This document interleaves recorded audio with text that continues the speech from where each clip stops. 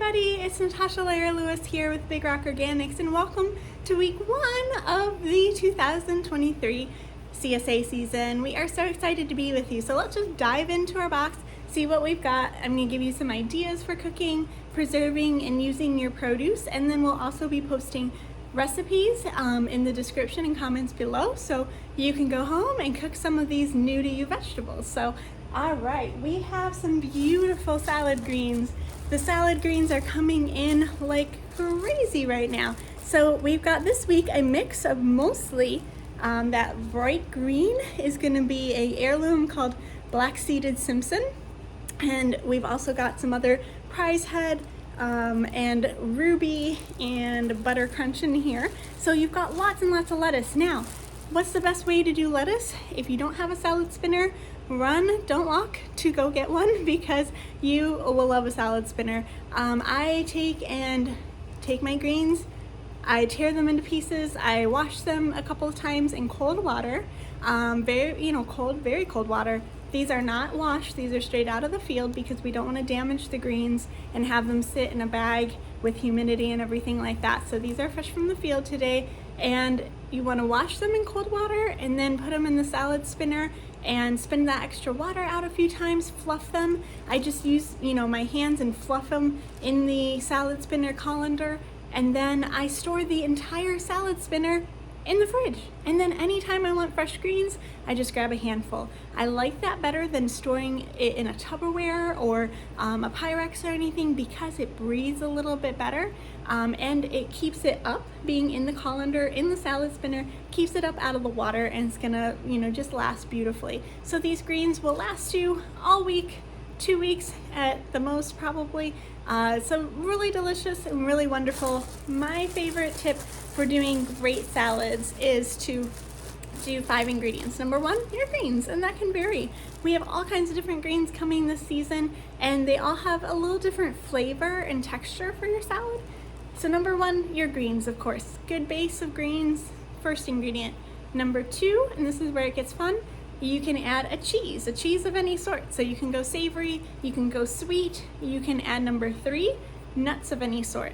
So this could be pine nuts, this could be candied pecans, this could be slivered almonds, this could be even something that is crunchy but maybe not a nut, like a crouton or I don't know, anything. You give me an idea. Number 1, 2, 3, 4 is a fruit, and a fruit of some sort. Now I go generously with this, and tomatoes I count in there. So any sort of like juicy, sweet, something texture in there. So this could be dried fruit, like dried cranberries, fresh. It could be, anything. And then number 5, an onion of some sort, a scallion, chopped shallots or red onion or chives or anything. It just kind of rounds out the flavor. So you can put any of those together for a delicious salad and make so many different combinations. For example, our wedding our wedding salad when we got married and had our reception and everything was a combination. It's one of my favorites, of blue cheese, candied pecans, dried cranberries, and red onion with a raspberry vinaigrette. So just an idea there, but lots and lots of greens coming in these next couple of weeks. So try to eat, a salad every day, 2 times a day, even better. It just makes you feel so great. So lots of greens there, and if you're not ready to wash them, just keep them, stored like this in your fridge. But I would highly recommend to wash your greens whole, store them in the salad spinner. It works so well. Okay, on to spinach. We've got lots of this beautiful Bloomsdale spinach.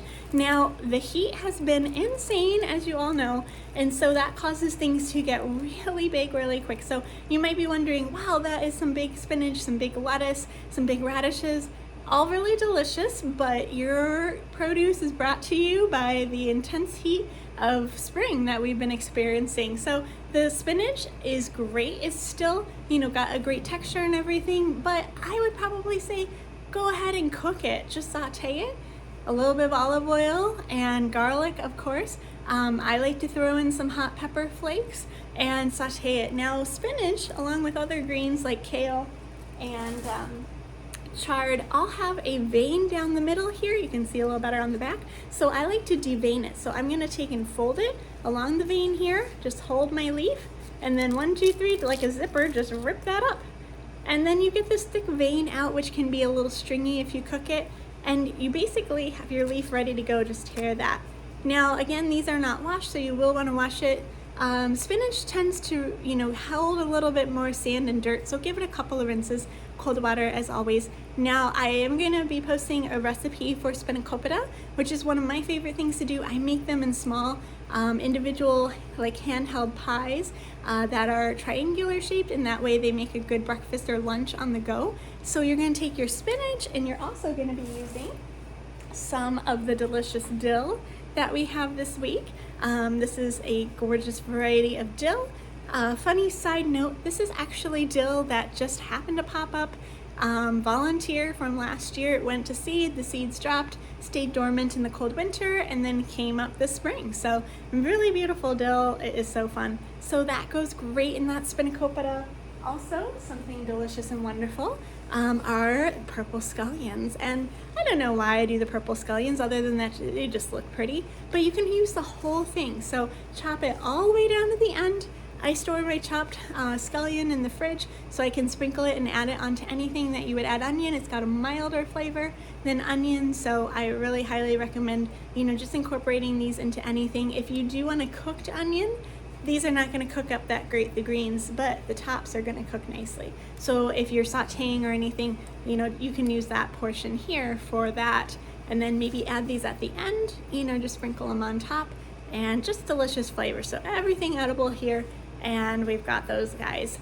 Coming in the future, we'll have lots of different types of onions and lots of different stages, but the scallions are something we try to maintain all through the season because you can't go wrong with a fresh scallion. All right, we've got radishes. Like I said, they are large but delicious. They are nice and tender still, and really good flavor, not too spicy. So holding out hope that our radishes do okay for the next couple of weeks because they are not friendly with the heat. They much rather cold weather. These are called Easter egg radishes, and I love their playful color, and they do tend to get a little bit on the larger globular side than some of the other ones. So those are delicious, and you can add them to just about any salad or even something you want a little bit of crunch with. They also make a great pickle, so we will be posting some ideas for that. A quick refrigerator pickle, and those are really yummy. So radishes. Okay, on the same note of radishes, one of our favorite things that we started growing a few years ago, anybody know what these guys are, is Hakurei Turnips. And these are a gorgeous fresh eating turnip. A lot of people have like that World War II purple top globe turnip in their head and like bitter, watery, icky. These are delicious. So these you want to eat fresh. You want to cut them up, use them like you would like a jicama or an apple, or something that is crunchy and sweet. So they are delicious. They're meant to be picked kind of golf ball sized or so, and they are just wonderful. I add them to stir fry and things like that.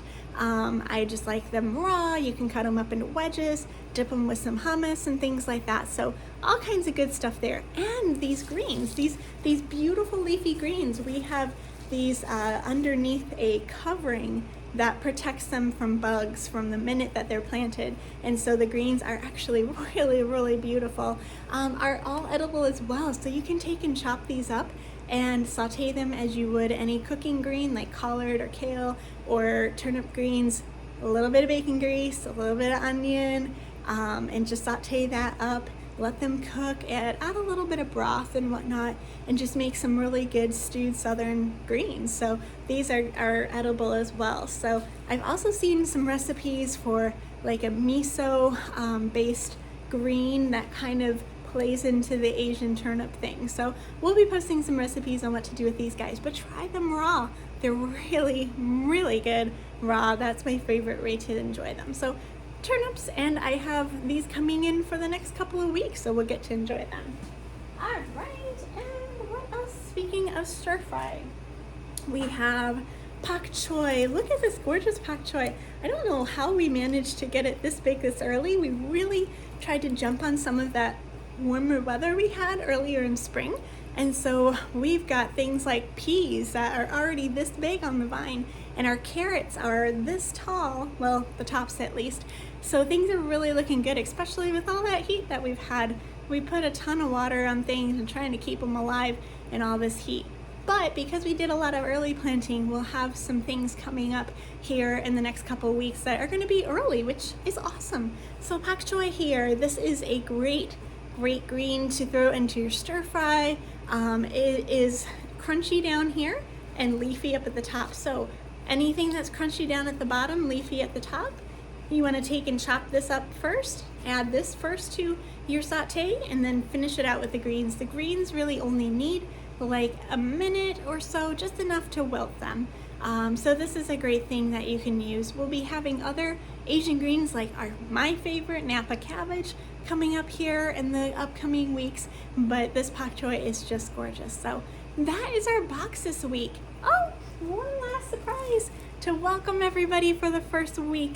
We have prepared for each person a unique dried flower bouquet. We are very busy planting flowers in the garden, and they are a little ways off from yielding fresh flowers. It'll be about a month or so before we start seeing some flowers, but we wanted to bless you guys with some of our dried flowers, and we'll be posting a video on our YouTube channel of last fall when we dried all the flowers in our packing room. It's really lovely. So each bouquet is unique. Some of them contain a variety of different flowers that we dried, and they're really beautiful. Now they can be a little bit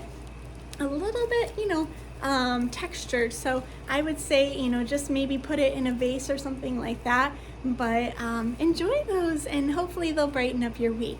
So again, thanks for joining me, Natasha Lewis from Big Rock Organics, for our first week of the CSA. Happy eating, and please share with us pictures, ideas, recipes. You can comment below, and that way everybody can enjoy the inspiration of eating together. Thanks, guys.